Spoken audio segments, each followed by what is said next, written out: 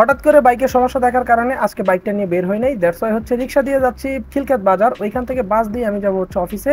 তো এই সময়ে যেটা ফেস করতে হচ্ছে আমাকে, এই খিলক্ষেতের বাজারের যে জ্যাম, এই জ্যামটা আমার এখন ফেস করতে হচ্ছে।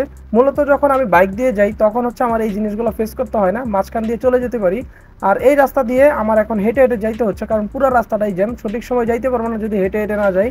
তো দীর্ঘ সময় পর এই জ্যাম পার করে আমি ঠিক হচ্ছে বাজারের মুখোমুখি চলে আসছি। আর সামনে দেখেন পুরোপুরি ফাঁকা। আর এই ফাঁকাটুকু রেখে পিছনে যত সব জ্যাম, গাড়ি এদিক সেদিক দিয়ে যেভাবে খুশি ইচ্ছা ওইভাবে আসে। তো এখানে এসে আবার ট্রেনের মুখোমুখি হইতে হইলো। তারপর আর কি একটু অপেক্ষা করে আমি আবার রাস্তা পার হয়ে বাসের জন্য অপেক্ষা করতে শুরু করলাম। তো এই রকম ফেস আমি প্রায় লাস্ট 2-3 মাসেও হই নাই, কারণ নর্মালি হচ্ছে আমি বাইক দিয়ে যাতায়াত করি। আর এখন হচ্ছে আবার দীর্ঘ সময় পর আমার হচ্ছে বাস দিয়ে যাতায়াত করতে হচ্ছে।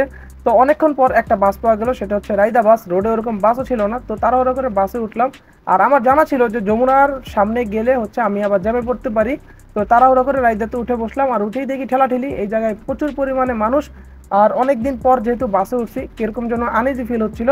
তারপরে হচ্ছে দাঁড়িয়েছিলাম, এইখানে দাঁড়িয়ে মানুষের ধাক্কা খাইতে খাইতে আমি একদম পিছনের দিকে চলে আসলাম। যে যেভাবে পারতেছে আমাকে ধাক্কা দিয়ে হচ্ছে পিছনের দিকে আরো যাইতেছে।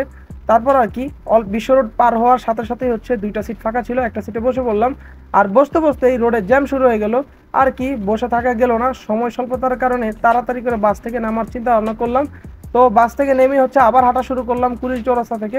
এখান থেকে হেঁটে হেঁটে আমি এখন যাচ্ছি হচ্ছে যমুনা ফিউচার পার্কের ভিতরে। আর এই দেখেন বাস থেকে নামতে সময় কি পরিমাণ কষ্ট করতে হচ্ছে। তো কুড়িল চৌরাস্তা থেকে নেমে এখান থেকে হাঁটা শুরু করলাম। আর হাঁটতে হাঁটতে আমি যাচ্ছি যমুনা ফিউচার পার্কে। আর এখন যে পরিমাণ রোদ পড়তেছে, এই রোদটা হয়তো আমি যদি বাইক দিয়ে আসতাম তাহলে আমার গায়ে লাগতো। তারপর আর কি বাইকটা নষ্ট হওয়ার ফলে আজকে আমার কি পরিমাণ পরিশ্রম করতে হইলো। 11টা হচ্ছে আমার লাস্ট টাইম অফিস আওয়ারের, আমি 11টা 6 হচ্ছে অফিসে গিয়ে পৌঁছাইছিলাম।